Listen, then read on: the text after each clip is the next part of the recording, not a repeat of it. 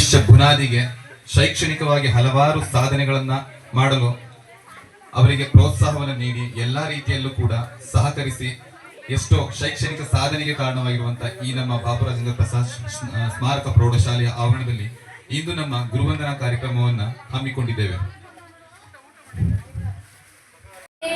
ನಾಟ್ಯ ಅನ್ನೋದು ನಾದಾಂತರಂಗಾನೆ, ನಾದ ಅನ್ನೋದು ಭಾವಾಂತರಂಗಾನೆ, ಶಿಲೆಯಿಂದ ತಾನೇ ಕರದೆ ದಯ ಪಾಲಿಸು ಈ ಬಾಳನ್ನು ಬೆಳಕಾಗಿಸು ಹೇ ಶಾರದೆ.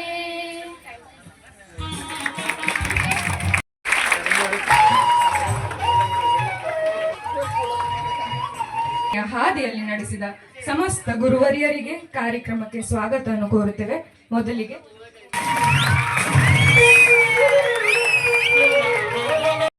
ಅವರಿಗೆ ಧನ್ಯವಾದಗಳನ್ನ ಸ್ವಾಗತವನ್ನ ಕೋರ್ತಾರೆ. ಅವರು ನಮ್ಮ ಕಾರ್ಯಕ್ರಮಕ್ಕೆ ಆಗಮಿಸಿದ್ದಾರೆ. ಈಗ ಗುರುವಂದನ ನಮ್ಮ ಮಕ್ಕಳು ಕೇಳ್ಕೊಂಡಾಗ ಅಂತ ಹೇಳಿದ್ರು, ನೀವೇನು ಕಾರ್ಯಕ್ರಮ ಮಾಡಿದವರು ಪರವಾಗಿಲ್ಲ, ನಮಗೆ ಅದೊಂದು ಧ್ವನಿವರ್ಧಕವನ್ನು ಕೊಡಿಸ್ರಪ್ಪ ಅಂತ ಕೇಳ್ಕೊಂಡಾಗ ಅವರು ಧ್ವನಿವರ್ಧಕದ ಜೊತೆಗೆ ಸಹ ನಾವು ಗುರುವಂದನ ಕಾರ್ಯಕ್ರಮವನ್ನು ಮಾಡಲೇಬೇಕು ಸರ್. ನಮ್ಮ ನಿವೃತ್ತಿ ಶಿಕ್ಷಕರನ್ನು ನಾವು ಇಲ್ಲಿ ತಜ್ಞರನ್ನು ಕರೆಸಬೇಕು ಸರ್ ಅಂತ ನನ್ನ ಕೇಳ್ಕೊಂಡಾಗ ನಾನು ನಮ್ಮ BO ಸಾಹೇಬರು ಮತ್ತೋರ್ವರು PN ಶಿವರಾಮೇಗೌಡರು ನಿವೃತ್ತ ಕ್ಷೇತ್ರ ಶಿಕ್ಷಣಾಧಿಕಾರಿಯವರು, ಇವರು ಶಿಕ್ಷಣ ತಜ್ಞರು. ಇವರು ನಮ್ಮ ಶಿಕ್ಷಕರಲ್ಲಿ ನಮ್ಮ ಶಿಕ್ಷಕ ವೃತ್ತಿಯನ್ನು ಮಾಡಿ ಸಹ ಶಿಕ್ಷಕರಾಗಿ, ಮುಖ್ಯ ಶಿಕ್ಷಕರಾಗಿ, ಕ್ಷೇತ್ರ ಶಿಕ್ಷಣಾಧಿಕಾರಿಗಳಾಗಿ ಕಾರ್ಯನಿರ್ವಹಿಸೋದ್ರಿಂದ ನಮಗೆ ಹಿತನುಡಿಗಳನ್ನು ಹೇಳೋಕ್ಕೆ ಸೂಕ್ತ ಆಗ್ತಾರೆ. ಅಂತರ್ನ ಕರೆಸ್ತೀನಿ ಬನ್ರಪ್ಪ ಅಂತ ಹೇಳಿ ಈ ವೇದಿಕೆಗೆ ನಾವು ಕರೆಸಿದ್ದೀವಿ. ಸರ್ ಎಲ್ಲ ಆಗಮಿಸಿ ಶಿಕ್ಷಕ ಇಂದಿನ ಮುಖ್ಯ ಅತಿಥಿಗಳೇ ನಮ್ಮ ಸಮಸ್ತ ಗುರುಬಳಗ. ಅವರಿಗಾಗಿ ಈ ಸನ್ಮಾನ ಕಾರ್ಯಕ್ರಮ. ಇದೀಗ ಸನ್ಮಾನ ಕಾರ್ಯಕ್ರಮ.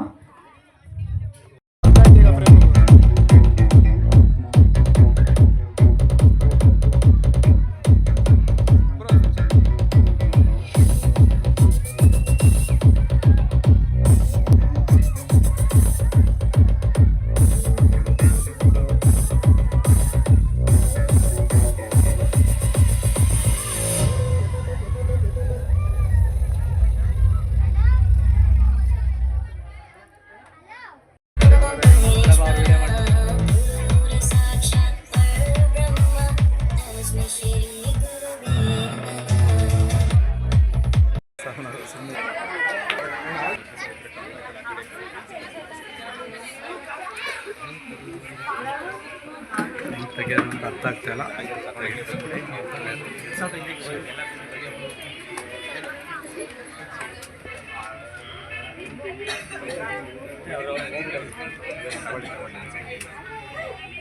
ಕಾಲೇಜಲ್ಲಿ ಇದ್ದಿದ್ರೆ ಇದರಲ್ಲಿ ಯಾರು ತೇರನ್ನ ಎಳೆಯೋದಿಕ್ಕೆ ಈ ತಮ್ಮನ್ನ ಏನು ಹೆಗಲನ್ನ ಇರೋ ಗೊತ್ತಿಲ್ಲ. ಎಲ್ಲರೂ ಸಹಕರಿಸಿದ್ರಿ ಅನ್ಕೊಳ್ತೀನಿ. ಬಹುಶಃ ನಿಮ್ಮ ಮುಖಗಳನ್ನು ನೋಡ್ತಾ ಇದ್ರೆ ನಮ್ಮ ಶಿವರಾಮಗೌಡ ಸರ್ ಹೇಳ್ತಿದ್ರು ಅವ್ರ ಕಾಲ್ ಮೇಲೆ ಅವ್ರು ನಿಂತವ್ರೆ ಅಂತ.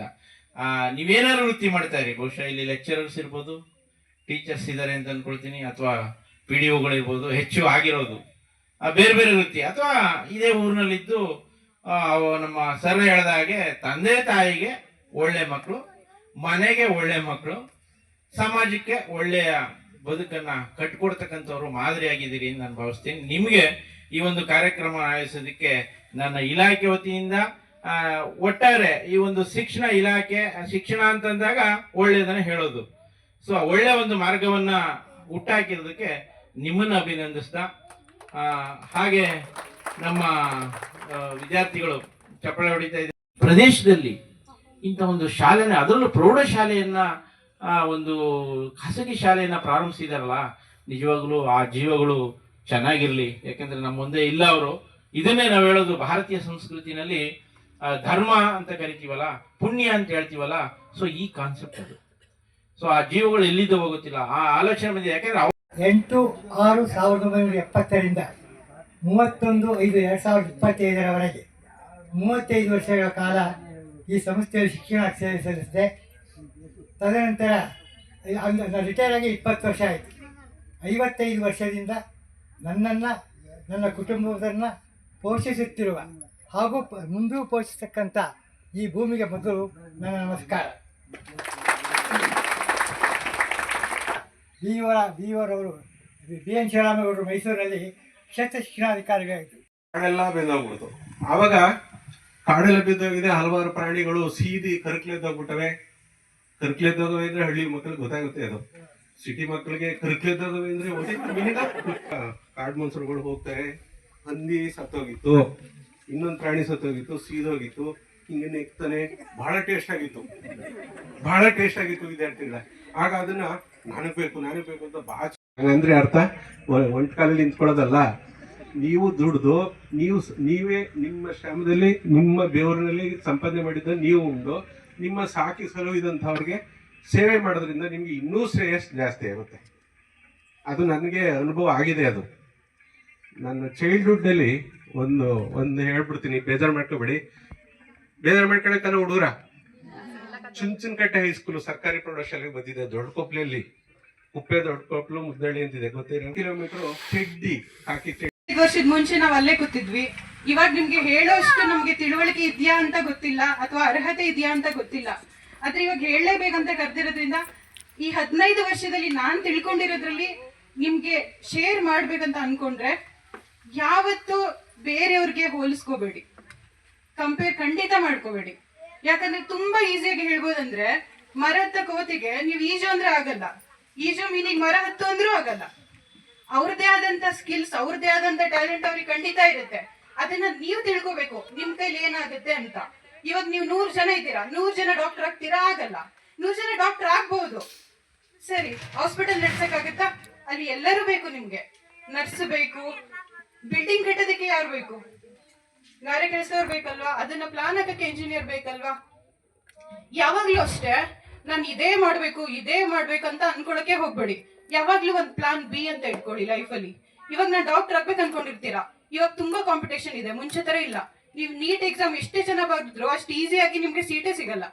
ಅವಾಗ ಅಷ್ಟಕ್ಕೆ ಡಿಪ್ರೆಸ್ ಆಗ್ಬಿಡೋದು, ರಾಂಗ್ ಡಿಸಿಷನ್ಗಳನ್ನ ತಗೊಳ್ಳೋದು ಲೈಫಲ್ಲಿ, ಅಥವಾ ಮನೆಯವ್ರಿಗೆ ತುಂಬಾ ಹಿಂಸೆ ಕೊಡೋದು, ನಾನು ಇದೇ ಕಾಲೇಜ್ ಬೇಕು, ನನ್ಗೆ ಇದೇ ಸ್ಕೂಲ್ ಬೇಕು, ಈ ತರ ದಯವಿಟ್ಟು ಹಠ ಮಾಡ್ಬೇಡಿ.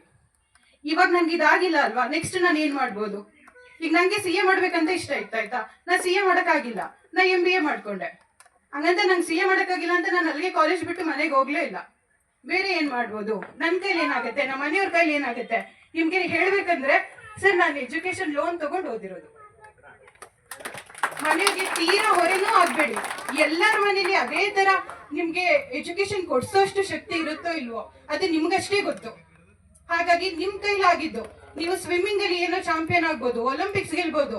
ಅದು ನಾವು ಓದಿ ಎಷ್ಟು ಸಾಧನೆ ಮಾಡೋದಕ್ಕಿಂತ ಹೆಚ್ಚಂದು ನಿಮಗ್ ಗೊತ್ತಿರುತ್ತೆ. ನಿಮ್ಮಲ್ಲಿ ಖಂಡಿತ ಎಲ್ಲರಲ್ಲೂ ಏನೋ ಒಂದು ಕಲೆ ಇರುತ್ತೆ, ಅದನ್ನ ನೀವು ಫಸ್ಟ್ ಗುರುತಿಸ್ಕೊಳ್ಳಿ. ಅದ್ರ ಮೇಲೆ ನೀವು ವರ್ಕ್ ಮಾಡಿ. ನಿಮ್ಗೆ ಹಾರ್ಡ್ ವರ್ಕು ಬೇಕು, ಸ್ಮಾರ್ಟ್ ವರ್ಕು ಬೇಕು. ಸೊ ಅದನ್ನ ನಿಮ್ಗೆ ಗೈಡ್ ಮಾಡೋದಕ್ಕೆ ಒಬ್ರು ಗುರುಗಳು ಬೇಕು. ಆದ್ರೆ ಅದಕ್ಕಿಂತ ಇವಾಗ ಶ್ರುತಿ ಅಕ್ಕ ಹೇಳ್ಬಿಟ್ರು ನನ್ಗೆ ಚೆನ್ನಾಗಿ ಈಜಡಕ್ ಬರುತ್ತೆ, ಓದೋದ್ ಬೇಡ, ಹಂಗಲ್ಲ. ಅದು ನಿಮ್ಗೆ ಬೇಸಿಕ್ ಎಜುಕೇಶನ್ ಖಂಡಿತ ಬೇಕು. ನೀವು ಎಷ್ಟೇ ದೊಡ್ಡ ಪೊಸಿಷನ್ಗೆ ಹೋದ್ರು ನಿಮ್ಗೆ ಗೊತ್ತಿರುತ್ತೆ. ಎಷ್ಟೋ ಜನಕ್ಕೆ ಸರ್ ಹೇಳಿದ್ರು, ನಿಮ್ಗೆ ವಿಒ ಸರ್ ಹೇಳಿದ್ರು, ನೆನಪಿದ್ಯಾ? ನಾವೆಲ್ಲ ಇವಾಗ ಈ ಪ್ರೊಫೆಷನ್ ಅಲ್ಲಿ ಇದೀವಿ, ಫೇಲ್ ಆದವರೆಲ್ಲ 100 ಕೋಟಿ ಮಾಡಿದಾರಂತ. ಆದ್ರೆ ಅವ್ರಿಗೆ ತುಂಬಾ ಗೌರವಯುತವಾಗಿ ಮಾತಾಡಕ್ಕೆ ಗೊತ್ತಿರಲ್ಲ, ಯಾಕೆಂದ್ರೆ ಅವ್ರಿಗೆ ಎಜುಕೇಶನ್ ಇರಲ್ಲ. ನೀವು ಏನೇ ಆಗಿ ನಿಮ್ಮ ಹತ್ರ ಎಜುಕೇಶನ್ ಇದ್ರೆ ಅಷ್ಟೇ ಇಷ್ಟು ಜನದ ಮುಂದೆ ಮಾತಾಡಕ್ ನಿಮ್ಗೊಂದು ಶಕ್ತಿ, ಧೈರ್ಯ, ಆತ್ಮವಿಶ್ವಾಸ ಕೊಡುತ್ತೆ. ನಾನು ಇಷ್ಟೇ ಹೇಳ್ತೀನಿ. ತುಂಬಾ ಹೇಳಿದ್ರೆ ನಿಮ್ಗೆಲ್ಲ ನಿದ್ದೆ ಬರುತ್ತೆ. ಸರಿ ತೆಗೀರಿ ಸರ್, ತೆಗೀರಿ. ಬರುತ್ತೆ, ಹೆಂಗೆ ತೆಗಿಯೋ ಸ್ವಲ್ಪ. ಎಲ್ರಿದ್ದೀರಲ್ಲ?